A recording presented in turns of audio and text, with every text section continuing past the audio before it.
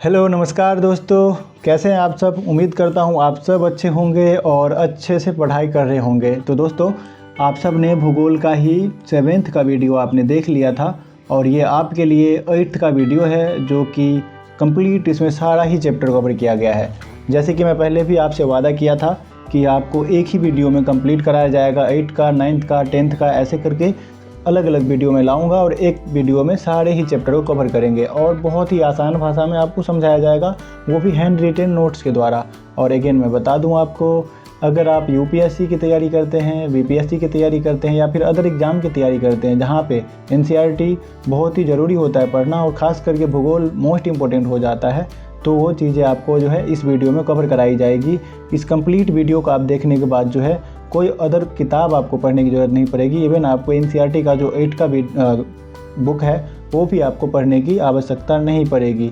और एक बार आपको अच्छे से ये समझना है, अंत तक कम्प्लीटली देखना है और मेरे साथ बने रहना है। नमस्कार, मेरा नाम है प्रेम, जैसे कि आप सब जानते हैं, और ये भूगोल का हम शुरुआत कर रहे हैं संसाधन से, जहाँ की चैप्टर 1 है ये।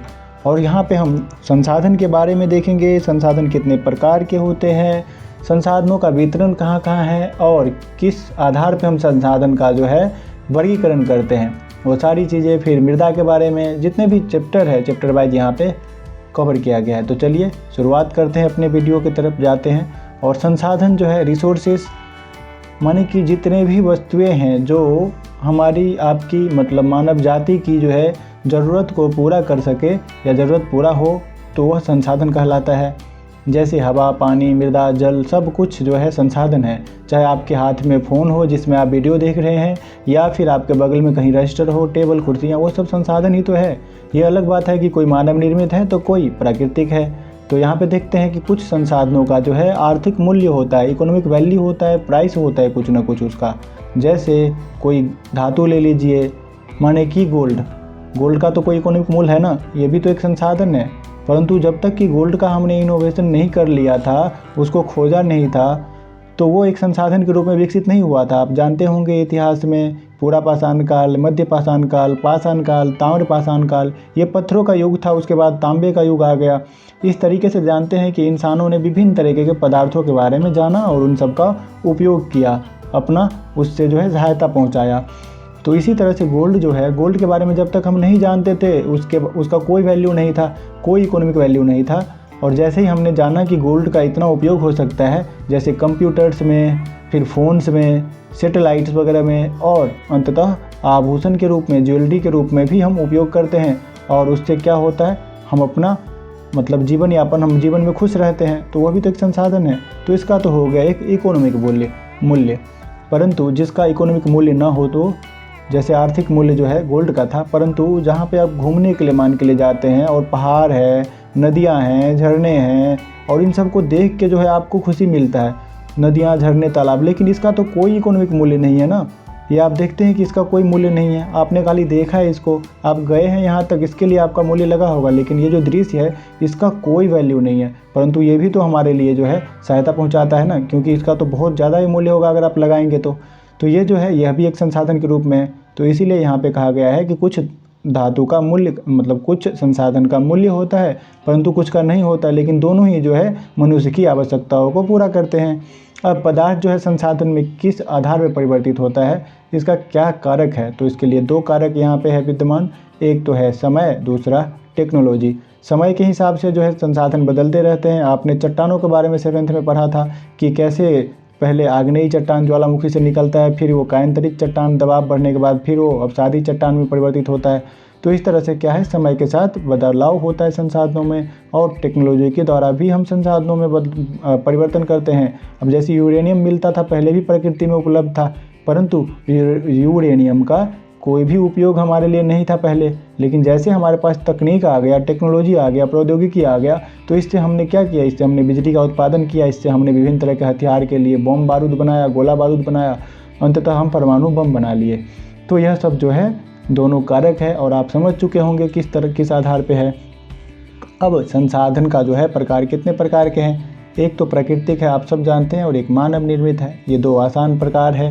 प्राकृतिक में कौन सी चीज़ें आती है? आप सब जानते हैं कि प्रकृति के द्वारा जितने भी मतलब है प्राप्त हमारे पास अवेलेबल है, जो कि बिना संशोधन के ही हम उपयोग करते हैं, मतलब कि उसको हमें ज़्यादा बदलाव करने की ज़रूरत नहीं होता है, वह सब जो है प्राकृतिक संसाधन कहलाता है। जैसे जल, मृदा, खनिज, इस सब में हम कोई परिवर्तन तो नहीं करते हैं ना। डायरेक्ट हम मिट्टी के नीचे से पानी निकालते हैं हैंडपंप के द्वारा, मोटर के द्वारा, और उसको हम डायरेक्ट ही तो पीते हैं। उसमें क्या कोई हमें परिवर्तन करना पड़ता है? नहीं। अगर आरओ वगैरह को हम छोड़ दें, किसी शहरों में लगा होता है आरओ, तो उसको हटा दिया जाए तो फिर गाँव में आप देखेंगे चापाकल से डायरेक्ट ही पानी निकाल के उसको हम कंज्यूम करते हैं, यूटिलाइज करते हैं। उसी तरह से मृदा भी है और खनिज भी है। अब वर्गीकरण का आधार क्या होता है? तो एक तो विकास के आधार पर वर्गीकरण करते हैं, फिर प्रयोग के स्तर के आधार पे, उद्गम जहाँ से उत्पत्ति हुई है, और भंडारण और वितरण के आधार पे हम इसका वर्गीकरण करते हैं। नेक्स्ट आगे देखते हैं वास्तविक संसाधन और संभाव्य संसाधन। वास्तविक संसाधन क्या है?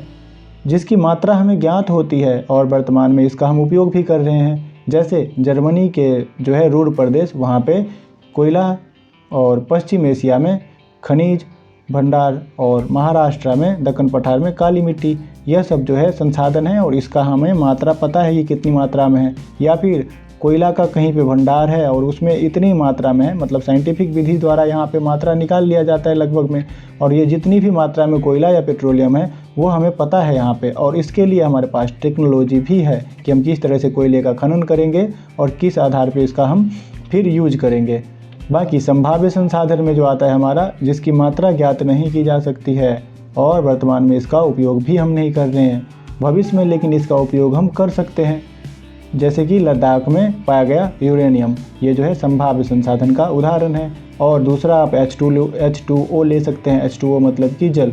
H2O में क्या है? ऑक्सीजन भी है और हाइड्रोजन भी दो है, परंतु अब ये भी जो यहाँ पे विचार किया जा रहा है कि इसमें से हम सिर्फ हाइड्रोजन को अलग करेंगे और पानी को अलग कर लेंगे। पानी तो चलो पीने के लिए हो जाएगा, या फिर ये ऑटोमेटिक चला जाएगा अपने बाहर वातावरण में, उड़ जाएगा वाष्प बन के, लेकिन हाइड्रोजन जो है एक फ्यूल के रूप में, एक अच्छे ईंधन के रूप में उपयोग होगा इसका। लेकिन भारत के पास ऐसा टेक्नोलॉजी ही नहीं है कि इस दोनों को अलग किया जाए। तो इस आधार पे उसको क्या बोल सकते हैं हम? संभाव्य संसाधन बोल सकते हैं। आप समझ चुके होंगे। उत्पत्ति के आधार पर वर्गीकरण किस आधार पर होगा ये हम देखते हैं यहाँ पे।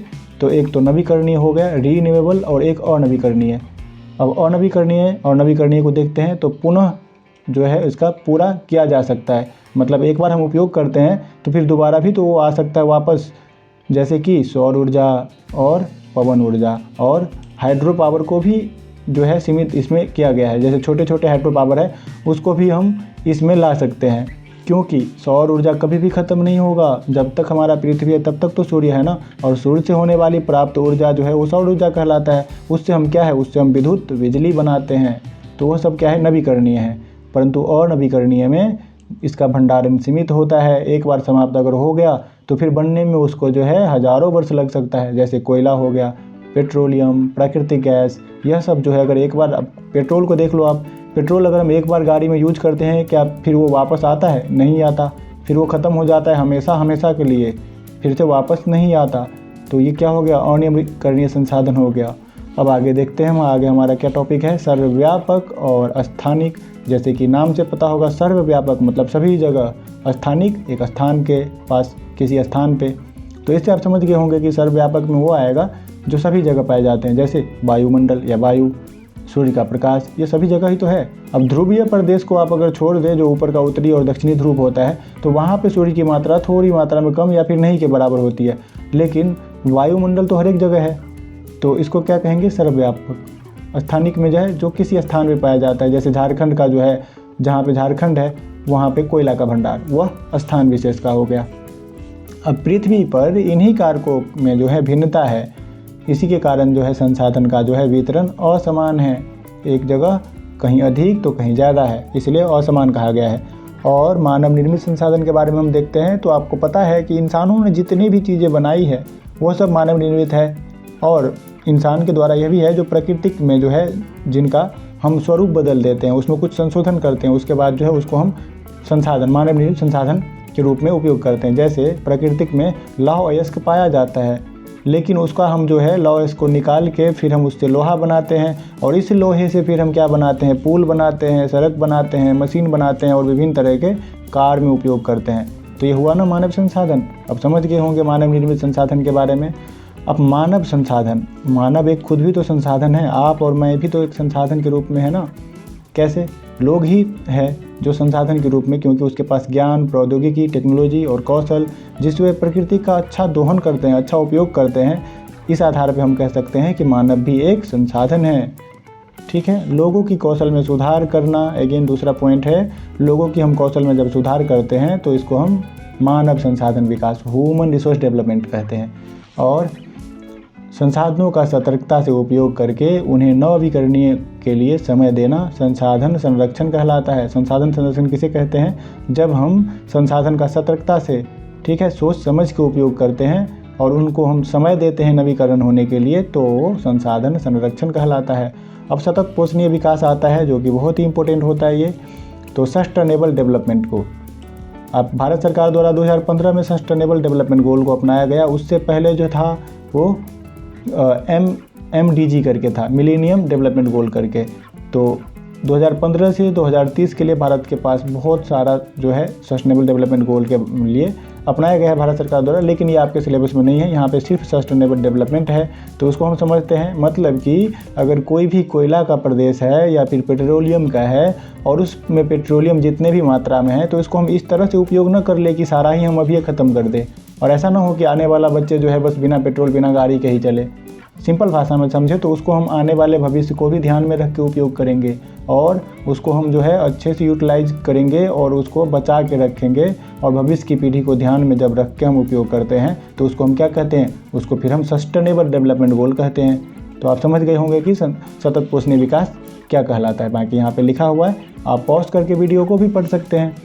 अब इसका सिद्धांत जो क्या है?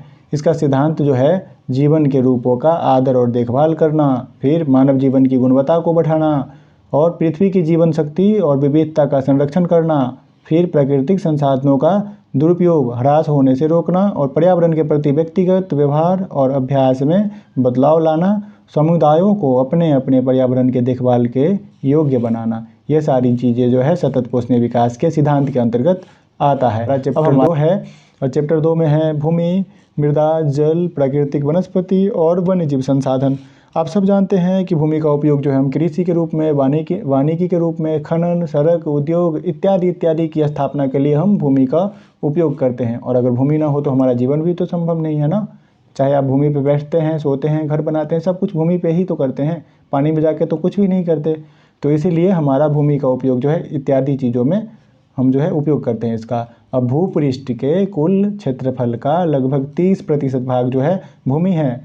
बाकी चीज़ें क्या है? फिर बाकी चीज़ें पहाड़, पर्वत, नदी, झरना है, जिसका हम उपयोग ठीक से नहीं कर पाते हैं। अब इसी 30% पे जो है 90% विश्व की जनसंख्या इसी 30% पे रह रही है, निवास कर रही है। और भूमि पे जो है धीरे धीरे दबाव बढ़ता जा रहा है। ठीक है। अब बाकी 70% पे मैंने बता दिया आपको, ऊबड़ खाबड़ जमीन, पर्वत के तीव्र ढाल, यह सब जो है। अब भौतिक कारक के आधार पर वर्गीकरण किस आधार पर करते हैं हम? जैसे कि स्थलाकृति, मतलब स्थल का ऊंचा वच हो सकता है, कहीं पे ऊंचा नीचा, तो स्थल की आकृति के आधार पे, मृदा, जलवायु, खनिज जल उपलब्धता, यह सब जो है भौतिक कारक के आधार पर वर्गीकरण करते हैं। फिर मानवीय कारक में हमारा क्या आता है? जनसंख्या और प्रौद्योगिकी, टेक्नोलॉजी। अब हमारा आता है निजी भूमि और सामुदायिक भूमि, private land and community land. इसमें क्या है? निजी भूमि में, निजी भूमि व्यक्तियों का स्वामित्व होता है, मतलब आपका, मेरा या फिर किसी और एक व्यक्ति का। ठीक है। तो उसको हम निजी भूमि कहेंगे। और सामुदायिक भूमि में समुदाय का, किसी मोहल्ले का, मान के चलिए कोई पार्क है और पार्क जो है सभी का तो होता है ना, उसमें तो किसी एक का नहीं होता, उसमें हम सब उपयोग करते हैं, उसमें पार्क में जाते हैं, घूमते हैं।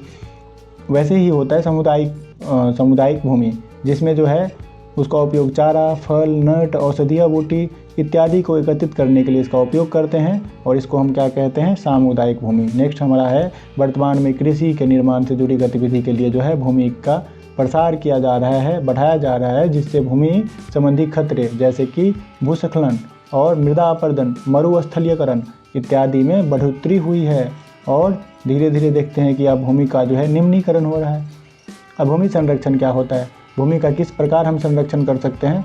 तो भूमि का संरक्षण करने के लिए हम वनारोपण करके, भूमि उद्धार करके रासायनिक कीटनाशक और उर्वरक का विनियमित उपयोग मतलब सोच समझ के रेगुलेट करके उपयोग करते हैं तब या अतिचारण पर रोक लगा के भी हम भूमि को संरक्षित कर सकते हैं।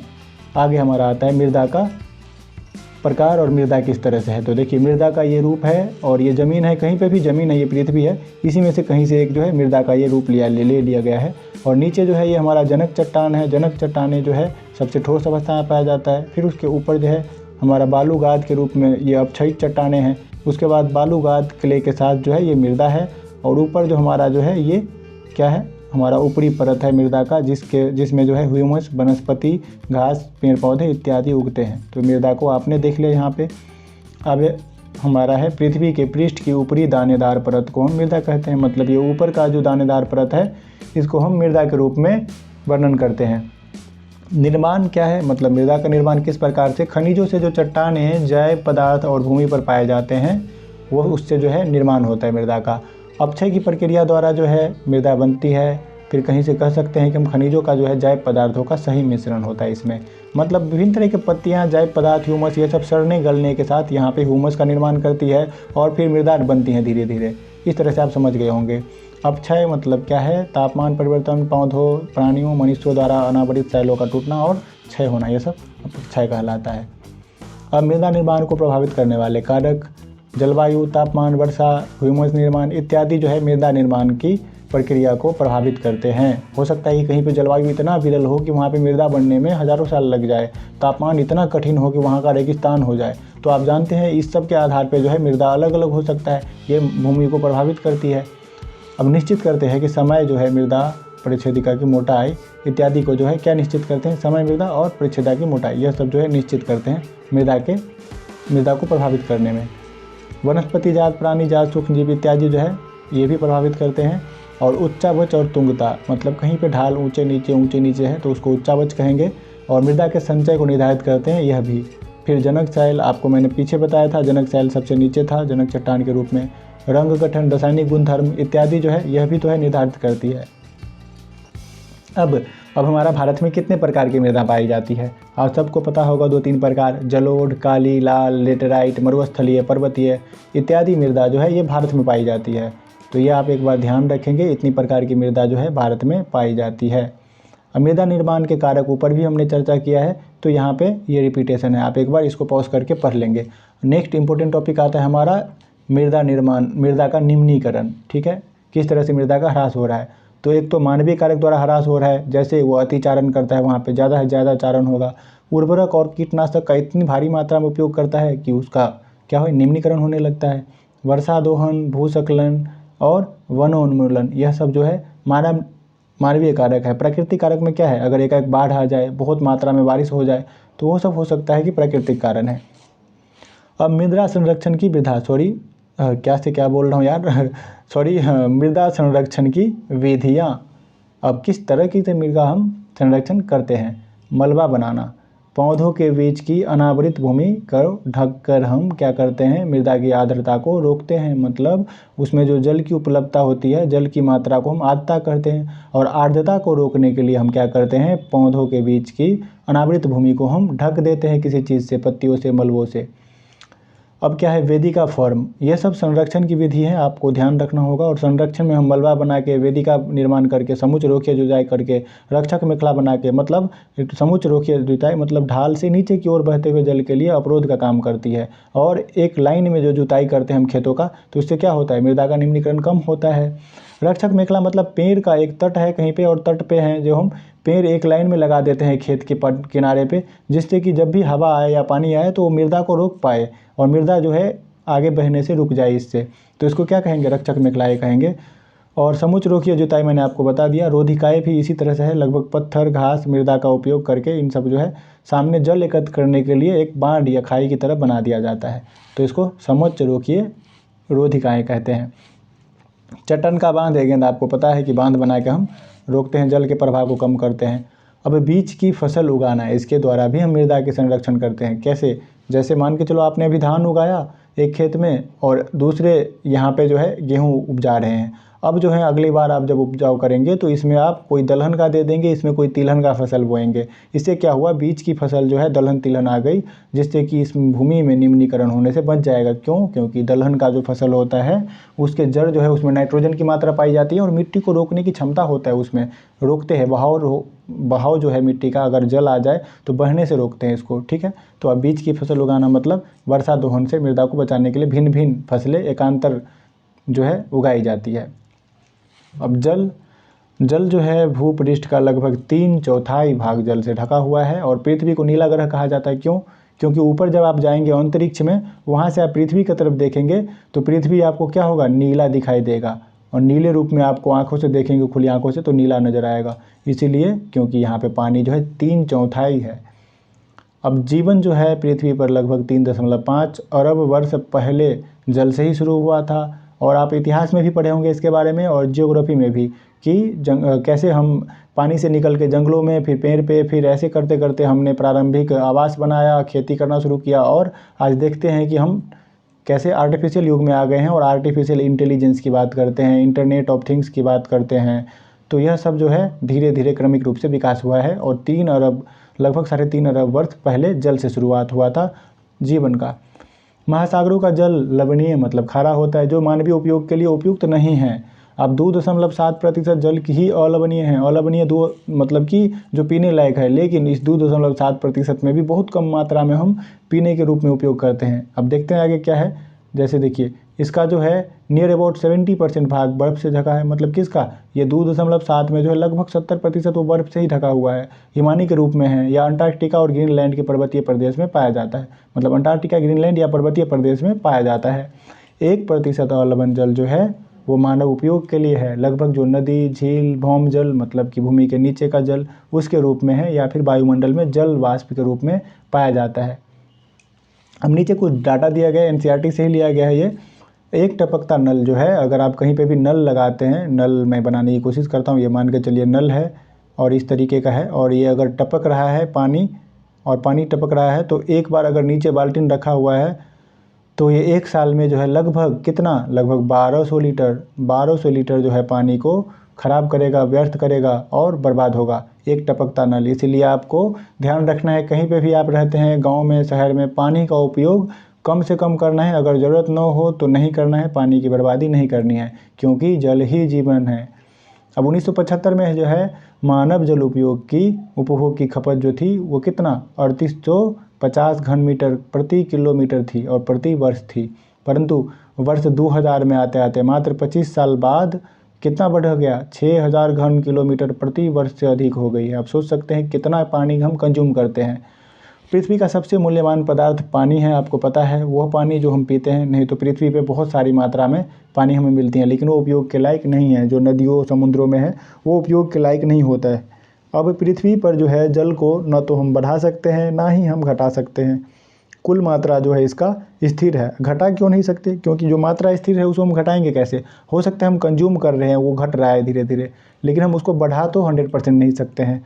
जल की प्रचुरता को हम विविधता मिलती है, जल की प्रचुरता में हमें विविधता मिलती है। कारण क्या है? कारण क्योंकि वाष्पीकरण कहीं पे ज़्यादा कहीं कम है, वर्षण कहीं पे ज़्यादा कहीं कम है, और वाह की प्रक्रिया भी कहीं अधिक तो कहीं कम पाया जाता है।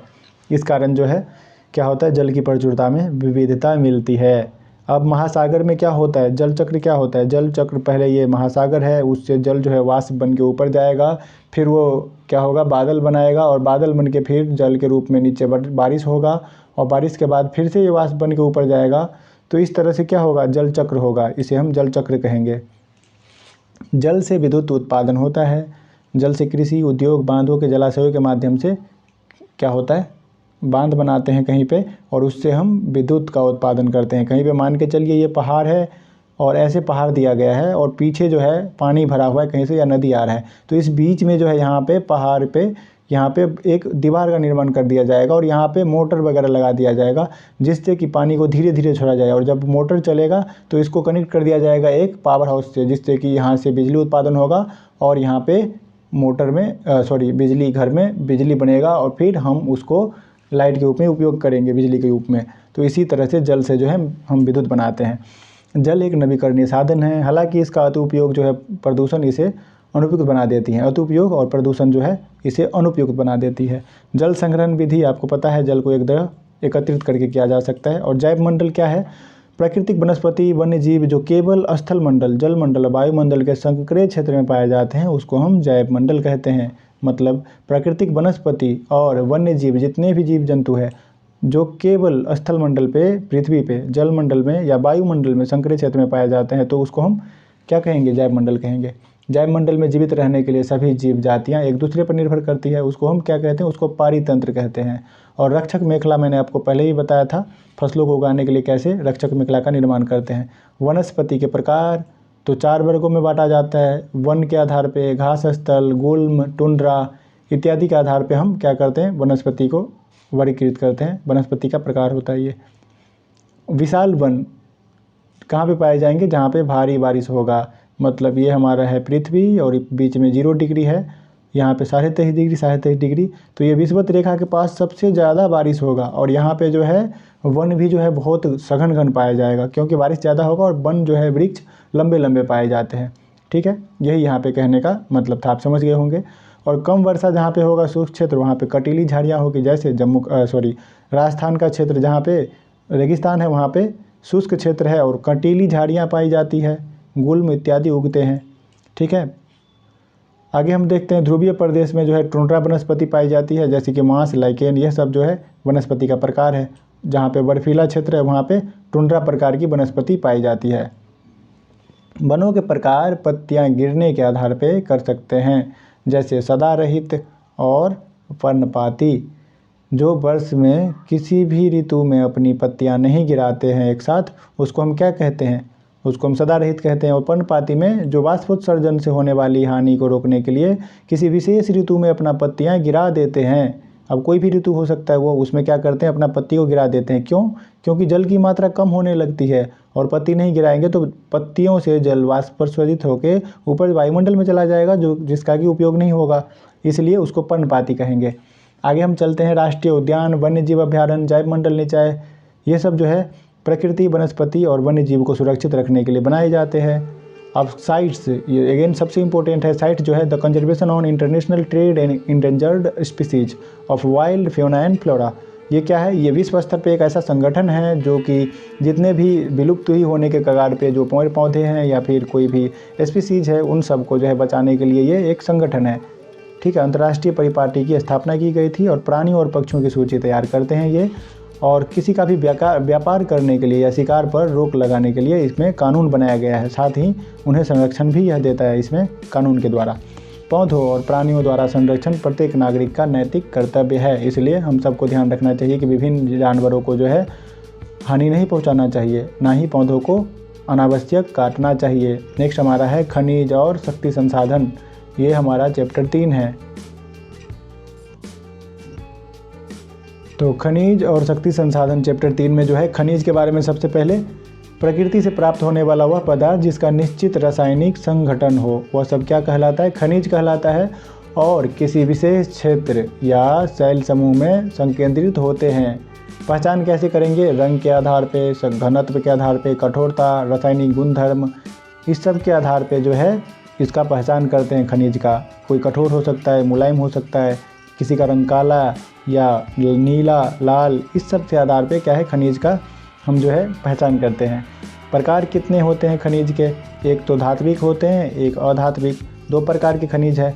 अब धात्विक और अधात्विक कौन से हैं वो हम देखते हैं। देखो इस यहाँ पे जो स्कैन है थोड़ा ठीक क्वालिटी में नहीं आया है, तो आप प्लीज़ एडजस्ट करेंगे और थोड़ा यहाँ पे पढ़ने में हो सकता है आपको कठिनाई हो, पर फिर भी मैं आपको बता देता हूँ। तो धात्विक में क्या है? धातु कच्चे रूप में होती है, कठोर पदार्थ होती है जो ऊष्मा और विद्युत की सुचालक होता है। इसमें विशेष चमक भी होती है, जैसे कि खनिज लौह और लौह अयस्क। ठीक है, लौह जिसमें लोहा हो, जैसे कि लौह अयस्क, मैग्नीज, क्रोमाइट, ये सब क्या है? वो सब लौह का रूप है। अब अधात्विक में हम क्या देखते हैं? खनिजों में धातुएं नहीं होती हैं, इसमें चूना पत्थर, अब्रक, जिप्सम, खनिज, ईंधन इत्यादि, कोयला, पेट्रोलियम, ये सब क्या है? ये सब अधात्विक है। इसमें क्या है? इसमें विशेष चमक भी नहीं होता है। हो सकता है चमक हो, लेकिन आपको क्या है इसमें ये विद्युत का सुचालक नहीं होगा। आगे हम देखते हैं खनिजों के खनन, प्रवेधन या आखनन द्वारा निष्कर्षित किया जाता है। तो इसमें कितने 3 तरीके का, एक खनन, प्रवेधन और आखनन। खनन में क्या है, पृथ्वी के अंदर दबी शैलों से खनिज को निकाला जाता है, और प्रवेधन में प्राकृतिक गैस जो कि बहुत नीचे पाई जाती हैं उनके लिए इस विधि का उपयोग किया जाता है। विभिन्न तरीके के प्राकृतिक गैस जैसे CNG, नेचुरल गैस वगैरह जो है उस सब को नीचे से निकालने के लिए हम इस विधि का उपयोग करते हैं। और आखनन में सतह के निकट ही पाया जाता है, तो हम फिर आखनन विधि द्वारा निकालते हैं खनिज को। विपरीत खनन और कूपीय खनन, ठीक है। विपरीत खनन में मतलब जो खनिज कम गहराई में पाया जाता है उसके लिए हम विपरीत खनन का उपयोग करते हैं, और कूपीय खनन में जो बहुत ज़्यादा गहराई में पाया जाता है खनिज उसके लिए हम कूपीय खनन मतलब कूप के द्वारा निकाला, जैसे समुद्र है, समुद्र में एक कूप के द्वारा निकाला जाता है नीचे से पेट्रोलियम या फिर अन्य धातु। अब नीचे हम देखते हैं शैल और अयस्क। शैल जो है अनिश्चित संगठन होता है इसका, और एक से अधिक खनिज का समूह होता है शैल में। अयस्क में क्या है, जिन शैलों से खनिजों का खनन किया जाता है। 2800 से अधिक खनिजों का पहचान किया गया है, जिसमें से 100 अयस्क खनिज है। तो आप ये समझ गए होंगे अयस्क के बारे में। आगे हम देखते हैं खनिज का विवरण।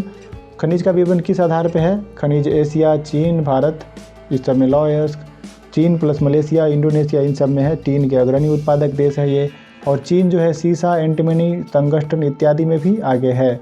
विश्व का आधे से अधिक टीन का उत्पादित राज्य जो है कौन कौन से है, ये है एशिया करता है। और इसमें जो है मैग्नीज, बॉक्साइट, निकेल, जस्ता, तांबा। तो एशिया के बारे में आपने देखा कि किस तरह से विश्व का आधे से अधिक टीन का उत्पादन करता है। और निक्षेप में क्या क्या पाया जाता है एशिया में, मैग्नीज, बॉक्साइट, निकेल, जस्ता इत्यादि जो है एशिया में पाया जाता है अधिकता में। यूरोप में जो है लौह अयस्क में अग्रणी है, उत्पादक है। और निक्षेप वाला देश कौन कौन सा है, रूस, यूक्रेन, स्वीडन, फ्रांस इत्यादि देशों में लौह अयस्क का निक्षेप अधिक मात्रा में पाया जाता है। पूर्वी यूरोप और यूरोपीय देश की बात करें तो वहाँ पे तांबा, जस्ता, सीसा इत्यादि जैसे पदार्थ जो है पाए जाते हैं अधिकता में। और उत्तर अमेरिका में आप अगर मैप है आपके पास, आपको मैंने 7th में कहा था कि अगर आप जब भी ज्योग्राफी पढ़ते हैं तो एक मानचित्र का किताब अपने पास जरूर रखें। वो एटलस हो सकता है, स्टूडेंट एटलस हो सकता है, कोई भी एटलस आप जरूर रखें। आप उत्तर अमेरिका देखेंगे तो लगभग मैं एक बार प्रयास करता हूँ आपके लिए, इस तरीके का उत्तर अमेरिका है। शायद मैं अच्छा ना बना पाऊँ, लेकिन इसी तरीके का कुछ लगभग उत्तर अमेरिका है। अगर गलती हो जाए तो माफ़ करना, पर प्रयास मैं करता रहता हूँ इस तरह का। ये है, मान के चलो उत्तर अमेरिका है, नीचे ये हमारा, और ये नीचे अलास्का, ठीक है, इस तरीके का। तो ये उत्तर अमेरिका है। खनिज का निक्षेप जो है अवस्थित है कहाँ पे, ग्रेट लेक के उत्तर कनाडियन शील्ड में, इस तरफ कनाडियन शील्ड में है। फिर अल्पेशियन प्रदेश में है, और पश्चिम की पर्वत श्रृंखला में इत्यादि में जो है तांबा, जस्ता इत्यादि पाया जाता है। ठीक है, तो आप समझ गए होंगे कहाँ पे है ये। और कनाडियन शील्ड प्रदेश में क्या क्या पाया जाता है, लौह अयस्क, निकेल, सोना, यूरेनियम, तांबा इत्यादि का खनन किया जाता है। अब दक्षिण अमेरिका की बात कर ले तो दक्षिण अमेरिका में क्या है, ब्राज़ील की प्रदेश में विश्व में उच्च कोटि के लौह अयस्क पाए जाते हैं, और सबसे बड़ा उत्पादक जो है ब्राज़ील शील्ड की जो प्रदेश है वहीं पे है। तांबे में भी अग्रणी है चिली और पेरू, और टीन के उत्पादन में ब्राज़ील और बोलीविया, ये सब जो है देश है दक्षिणी अमेरिका का। दक्षिण अमेरिका में सोना, चांदी, जस्ता, क्रोमियम, मैग्नीज और बॉक्साइट, अब्रक, प्लेटिनियम, एस्बेस्टस इत्यादि जैसे जो है इस सब का निक्षेप विशाल मात्रा में पाया जाता है। वहाँ पे हीरा भी पाया जाता है अधिक मात्रा में। खनिज के तेल जो है वेनेजुएला में, अर्जेंटीना, चिली, पेरू व कोलंबिया में। आप मैप रखेंगे तो ये आपको बेहतर तरीके से समझ आएगा। तो प्लीज़ आप मैप पे जाके ये सब मार्क जरूर कर ले, और मार्क करने के बाद आप देख ले कि कहाँ पे यह देश है। अफ्रीका की बात कर लेते हैं अगेन फिर। तो अफ्रीका में खनिज संसाधन में धनी है, और यहाँ पे हीरा, सोना, प्लेटिनियम उत्पादक है। और सोने के उत्पादन में जो है दक्षिण अफ्रीका जिम्बाब्वे और जायरे जैसे देश जो है दक्षिण अफ्रीकी देश, वहाँ पे क्या है, सोने का उत्पादन ज़्यादा होता है। फिर ऑस्ट्रेलिया में क्या है, बॉक्साइट का सबसे बड़ा उत्पादक देश ऑस्ट्रेलिया है। और अंटार्कटिका में द्रास अंटार्कटिका पर्वत में कोयला, और पूर्वी अंटार्कटिका में के जो है प्रिंस चार्ल्स पर्वत के निकट लोहे के महत्वपूर्ण मात्रा में निक्षेप का पूर्वानुमान किया गया है। ठीक है, अंटार्कटिका सबसे नीचे पाया जाता है पृथ्वी के, जो पृथ्वी है यहाँ पे अंटार्कटिका पाया जाता है वहाँ पे। अब भारत में पाए जाने वाले खनिज में लोहा, बॉक्साइट, अब्रक इत्यादि जो है ये भारत में पाया जाता है, जिसमें तांबा, मैग्नीज, सोना इत्यादि भी पाया जाता है। मैग्नीज को मैं मैगजीन बार बोल रहा हूँ, तो आप प्लीज़ इसको थोड़ा करेक्ट कर लेंगे। और नमक भी है, नमक उत्पादन में जो है भारत आगे है और निर्यात भी करता है दूसरे देश को। अबरख में भी भारत विश्व का सबसे बड़ा उत्पादक है और सबसे बड़ा निर्यातक भी है, क्योंकि भारत में सबसे ज़्यादा अधिक मात्रा में अबरख का उत्पादन होता है और अबरख फिर हम दूसरे देश को भेजते हैं। तो आपको खुश रहने की ज़रूरत है कि भारत में ऐसा नहीं है कि खनिज नहीं है, खनिज में भारत अच्छे खासे लेवल पे ठीक ठाक है। उपयोग उद्योगों में होता है, रत्न बनाए जाते हैं, आभूषण, सिक्के, पाइप जो तांबा के होते हैं, बॉक्साइट, हवाई जहाज़, ऑटोमोबाइल, इस सब में क्या होता है, उपयोग होता है। किस चीज़ का उपयोग, अबरख वगैरह का उपयोग और ये खनिज वगैरह का उपयोग, ठीक है। फिर धातुओं के पुनर्चक्रण के माध्यम से खनिज संसाधनों को संरक्षित किया जाता है। अब खनिज तेल की बात कर लेते हैं। ऊर्जा के परंपरागत स्रोत आ गया हमारा, और परंपरागत स्रोत में क्या है, ईंधन है, जल विद्युत है, कोयला, प्राकृतिक गैस, खनिज तेल इत्यादि जो क्या है पारंपरिक स्रोत है हमारा ऊर्जा का, एनर्जी का। तो एनर्जी के रिसोर्स के रूप में आपने देखा। और यहाँ पे फिर ऊर्जा के गैर परंपरागत स्रोत में जो है पवन ऊर्जा, ज्वारीय ऊर्जा, बायोगैस, भूतापीय ऊर्जा, सौर ऊर्जा और परमाणु ऊर्जा, यह इत्यादि जो है ऊर्जा के अपरंपरागत स्रोत हैं। अब नीचे हम सबके बारे में देखेंगे। परंपरागत की व्याख्या क्या है, ईंधन। ईंधन में बहुसंख्यक लोगों को ऊर्जा प्रदान करने के साथ साथ सुप्राप्य है, मतलब आसानी से प्राप्त होए, और इसका लाभ भी है। हानि क्या है, संग्रहण में समय अधिक लगता है, प्रदूषण फैलता है, ग्रीन हाउस इफेक्ट मतलब कि CO2 उत्सर्जन ज़्यादा करता है और जलवायु परिवर्तित होता है इससे। और ये निवर्णीकरण का है, मतलब कि वन का जो है ह्रास होता है और अनवीकरणीय है, फिर तो वापस नहीं आएगा। तो ये आपको ध्यान रखना है इसका हानि। परंपरागत की व्याख्या हो रही है यहाँ पे, परंपरागत की। बोलने में कई बार कठिनाई हो जाती है दोस्तों, आप सब जानते हैं। अब फिर खनिज तेल, इसका लाभ, हानि और फिर प्राकृतिक गैस की लाभ हानि, यह जो है हम आगे क्लास में कवर करेंगे। आज के लिए बस इतना ठीक है आपके लिए। और अगले क्लास में जब तक हम आए तब तक आप वीडियो को अच्छे से देख लें, पॉज करके पढ़ लें। अगला क्लास जो है हमारा खनिज और प्राकृतिक गैस से शुरू होगा। तब तक के लिए दोस्तों मिलेंगे दूसरी वीडियो में। जय हिंद, नमस्कार।